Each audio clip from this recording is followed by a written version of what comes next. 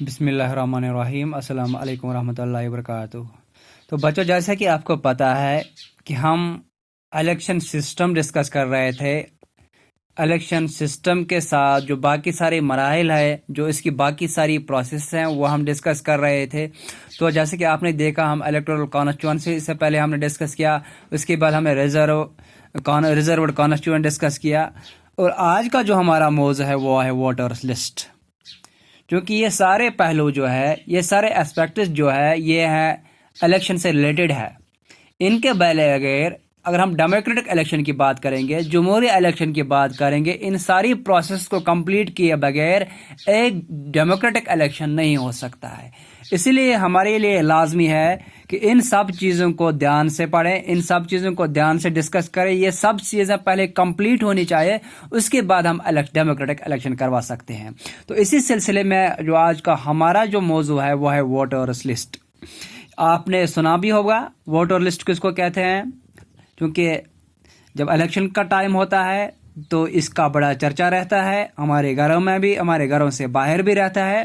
تو یہ voter list کو دیکھتے ہیں، ہم آج پڑھتے ہیں ووٹر لسٹ کے بارے میں، تھوڑی جانکاری حاصل کرتے ہیں۔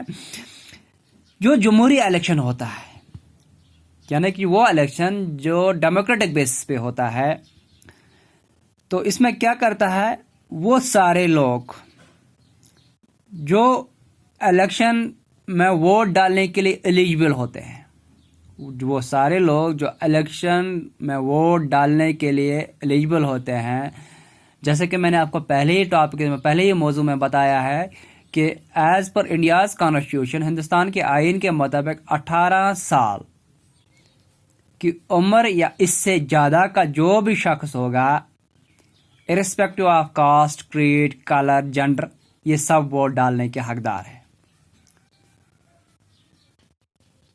تو کیا ووٹ ڈالنے کا ایلیجبل کون ہے، ووٹ کون ڈال سکتا ہے؟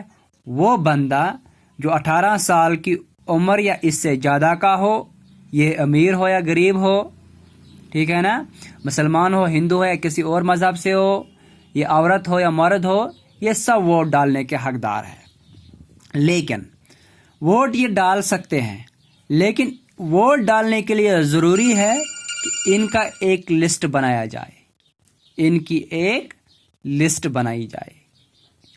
کن کی لسٹ بنائی جائے؟ جو ووٹ ڈالنے کے لیے ایلیجبل ہو، جن کی عمر 18 سال ہے اس سے زیادہ ہو، ان کو ووٹ ڈالنے کے لیے ایلیجبل بنایا جائے۔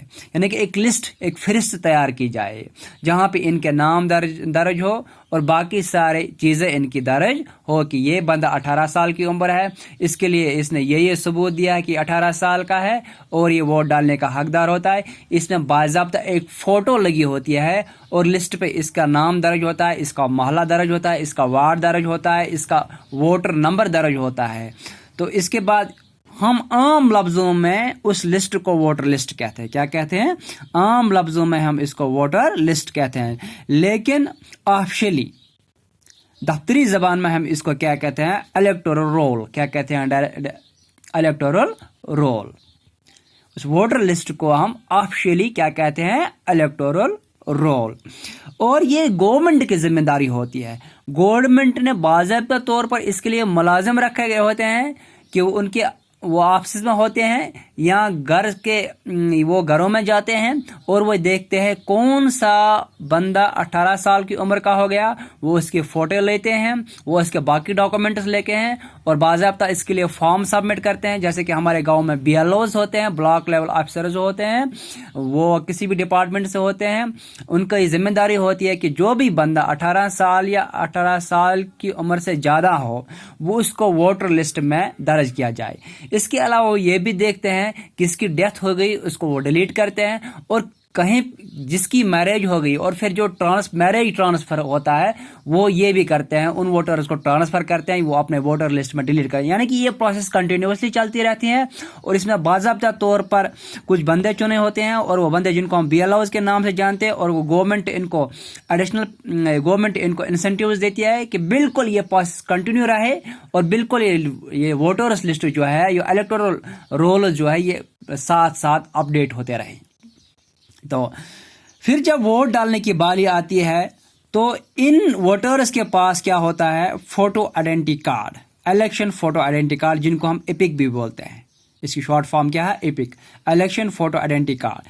یہ ووٹر جو ووٹ ڈالنے جائے یہ ان کے ساتھ ہونا چاہیے، یہ ان کے ساتھ ہونا چاہیے، کیونکہ اس سے یہ ثابت ہوتا ہے اور جو ووٹر لسٹ کہ یہ بندہ یہ اسی کا مطلب یہ اسی کا آئیڈینٹی کارڈ ہے، یہ ووٹ ڈالنے کا حقدار ہے.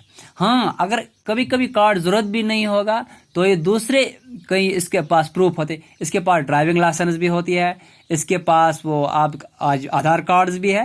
وہ اپنے لسٹ سے جو الیکشن سیل ہوتی ہے جو الیکشن کرواتے ہیں ان کے پاس آلریڈی اس وارڈ یا اس علاقے کی لسٹ ہوتی ہے. وہ وہاں ووٹر نمبر جب یہ اپنا کارڈ ساتھ لیتا ہے، اپنی سلپ ساتھ لیتا ہے جس پہ اس کی فوٹوگراف ہوتی ہے، یہ ووٹر نمبر یہاں سے ان کو بولتا ہے، وہ وہاں پہ اپنے ووٹر نمبر کراس چیک کرتا ہے، وہ دیکھتے ہیں یہ بندہ صحیح ووٹ ڈالنے آیا ہے نہیں ہے.